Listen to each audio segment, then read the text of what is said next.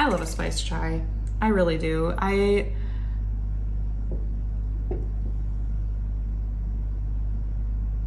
Oh, wow, my brain just paused there for a minute because I don't really know how to give tea reviews.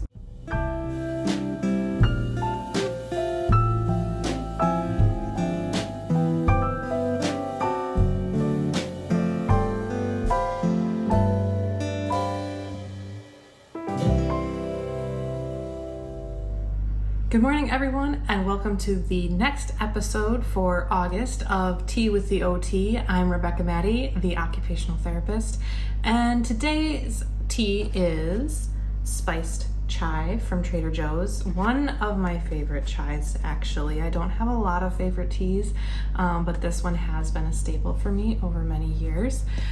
So let's get steeping.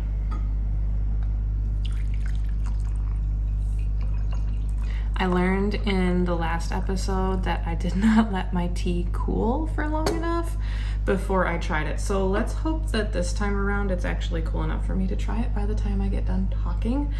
But today's chat is going to be all about routines. One of my favorite topics to talk about for sure. And so let's just dive into first defining what a routine is. And a routine is like a regular procedure of things, a progression of activities. And for, daily living and all of that stuff, routines are made up of habits that we've either chosen consciously or unconsciously to develop and get us ready for the day or get us ready for our next activity, whatever that might be. Routines make up our day, so even if we have unconsciously chosen it, our routines are how we get ready in the morning, how we get our workday started, how we end our workday, and how we get through our dinner and bedtime routines. We often think of routines related to things like bedtime and morning specifically, but they really do pop up throughout the day. Why are they important? Well, our brains love routines. Our brains love predictability, and our bodies love maintaining the status quo, and keeping those things the same and predictable uses less energy, and it allows us to then use the other energy to problem solve and use higher level executive function skills. And often, we have this perspective that routines are considered boring, or it just means that you're kind of on this hamster wheel of life and all of that. But it's really the perspective I want us to take today is that routines are that critical piece that allow us to do more advanced problem solving and more allow us to kind of get out of our routine if we need to and then get back into it and help us stay regulated. So there's the routines that we have as an individual along with the routines that our family has all together. Today I want us to really focus into what we have as a routine individually, because that's where we're going to have the most control. We can develop routines and try and impose routines for our children and our family, but often there's things that are beyond our control that may disrupt those routines, and we'll talk about that in a little bit. As a therapist, when a child is having difficulty completing a higher level function like emotional regulation or communication, I first look at what their routines look like and what the environment of that routine looks like. So how do we create a predictable and stable environment for children that may be having trouble with these higher level cognitive functions? And then helping them stay out of the overwhelm when it comes to when am I eating, when am I leaving, where am I going next, that kind of stuff. So to allow them just a little bit more capacity to think of those higher level functions. But like I said, that's kind of my pediatric therapist perspective.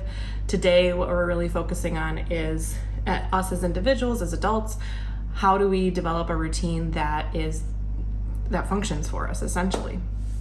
So where do you start? I kind of like to think of it as the junk drawer method or the junk drawer approach and how I clean out junk drawers.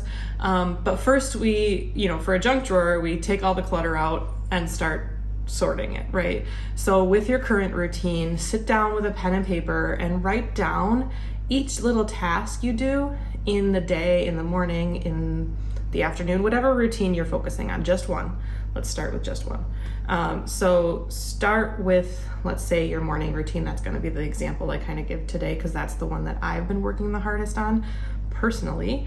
And write down every single little task that you do. So literally from getting out of bed, brushing your teeth, getting a glass of water, I don't know, whatever else you do through in the morning, as small as you can get, and estimate how much time each of those tasks takes for you. That gives you an idea of what tasks might be taking more time, maybe more energy, and just kind of gives you a zoomed out perspective of what you're actually doing in the mornings. And once we have looked through and sorted through all of the things, all the junk in our morning routine, we need to consider what we want our new routine to look like and what we're going to keep and what we might be able to toss out. So then, on another piece of paper, or even right next to this one, write down your ideal routine. So this is the time to really consider what you want your routine to look like, and do me a favor and leave self-doubt at the door. No judgment on this routine. What I mean by that is, if you put down that you want to work out in the morning, don't be like, well, I can't work out. I won't ever be able to get up. Let's leave that self-doubt at the door.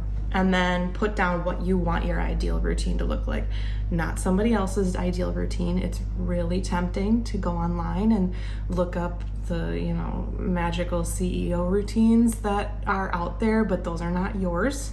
I want you to write down what your actual ideal routine would look like. So then you're left with two routines, okay? Your current one and your ideal. And I want you, for the ideal one, to also write out those time estimates as well. So on one side, you have your current routine, like I said, and then you have your ideal. And then look at what is the gap between those two. What's the biggest differences that are existing between your current and your ideal? And that's gonna be where your first routine-based goals are gonna be. So for me, one of my biggest challenges for morning routines has been hitting the snooze button. I don't know why. It just is something that I can't stop doing. It was such a habit for a really, really long time, and I was snoozing for nearly an hour, which every time I get up and I'd be like, why did I even? And so hitting the snooze button was an area that I really wanted to improve. The next one was staying off my phone, away from my emails and my social media in the morning, because that was definitely a time trap for me. Even if it was like, oh, I'll just check my email real quick while the snooze is going on. Like, no, it was always a trap. Even if I was like, I'll get up in 4 minutes, when it's like a round number on the clock. Like, that was literally sometimes my thinking. And it never actually worked, because I always spent more time. So staying off my phone was another one. And then doing some sort of movement activity in the morning to get my body moving. I know that's when I function better throughout the day. I have more energy when I do actually get some sort of movement in the morning. So those were 3 areas of improvement that I knew were going to set me up for more success during the day. And I wrote goals related to those things. So during, one of my goals, for example, was during the weekdays, I'm going to hit the snooze button a maximum of 1 time. Just allow myself that little bit of buffer. That felt doable for me. I knew getting up right away as soon as my alarm went off the first time was not doable. So I'm starting with something I could do. The other way that I have approached and helped this goal is letting my spouse know that that's my goal, and that I could employ his help to kind of get me up and out of bed in the morning by, telling him, like, if, after my alarm goes off and you're getting up, please turn the light on, please open the windows, just to allow some light in and allow me to kind of wake up a little bit more. The other area for my movement productivity or my movement activities was that I was choosing my workouts for the entire week on Sundays. So having that having those workout schedule picked for the whole week allowed me not to have to make those decisions in the morning, and allowed it to be a little bit more automatic and more of a habit building activity versus another thing I had to decide on. And then finally, setting myself up for success as far as actually doing the workout was picking out my workout clothes the night before and like having them like en route to my gym. I work out in my house. And my gym is down in my basement. So like having my workout clothes like en route to the gym. So I just literally roll out of bed, get dressed, and go downstairs to my workout room. Again, reducing that decision fatigue and that little barrier to getting to the workout. All of these things, all of these goals I had, I want to make sure you know that they were focused on me. Now, I know some of you may be like, okay, but how do I get my kid out the door in the morning? That's another conversation. But if you can start with your own routine and what it might look like and how difficult it can be to change it, it can help you gain that little bit of perspective you might need to understand how having an imposed routine on you, that gain a little perspective on the challenges your child might be having with an imposed routine on them.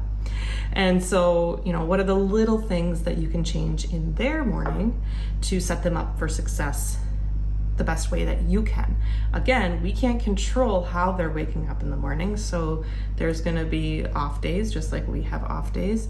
But are there areas for little improvements that we can make? So after you get your routine and your goals understood and maybe get started on that, then take a look at your kids' routine and look at it with them. A lot of the work I do with kids and their morning or evening routines, first I ask them, what are the things you have to get done to get out the door to get to school in the morning?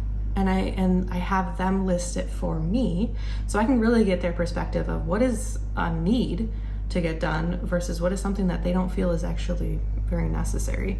And that allows you to kind of get a better understanding too of where they're at. Maybe they don't realize that, X, Y, or Z is actually important for them getting out the door in the morning, because as parents, we've done that for them over the years. So, it depends on your child's age, how that reflection kind of goes. And then take the time to be like, okay, well, we know brushing your teeth is going to take 5 minutes, and we know this is going to happen. And then we have to get your morning medications in, and you have to get your shoes on, and which things do you need help with, and which things can you do by yourself? And so then that helps build that independence.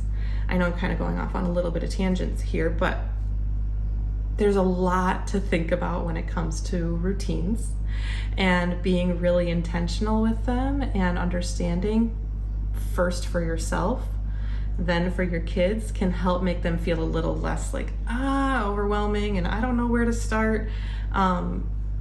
First of all, just start. That's one of my biggest pieces of advice. Just pick one of your routines at first and then move on from there. And always remember that we're looking for progress, not perfection.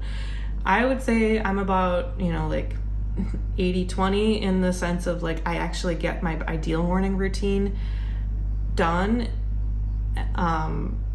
during the weekdays, and then about 20% of the time it fluctuates. So, and that's giving myself, on my good streaks, it's like an 80-20 split.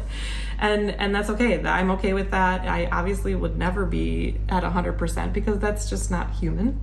And, giving ourselves grace is all part of the journey itself.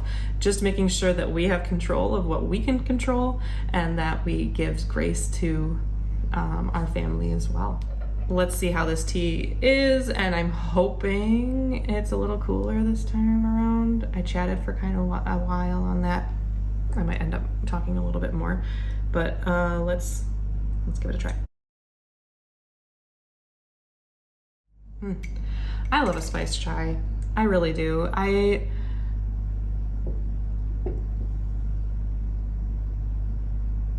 Oh wow, my brain just paused there for a minute because I don't really know how to give tea reviews. But from an uneducated opinion, like I said, this is one of my favorite chais.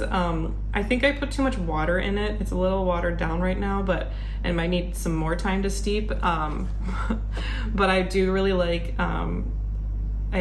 this chai is for like just like a gentle one, but the other chai that I really like to get is like a concentrated chai from either Natty West here in Onalaska, or I've gotten the Starbucks one before and added milk to it for a chai latte. That's kind of one of my favorite things to do.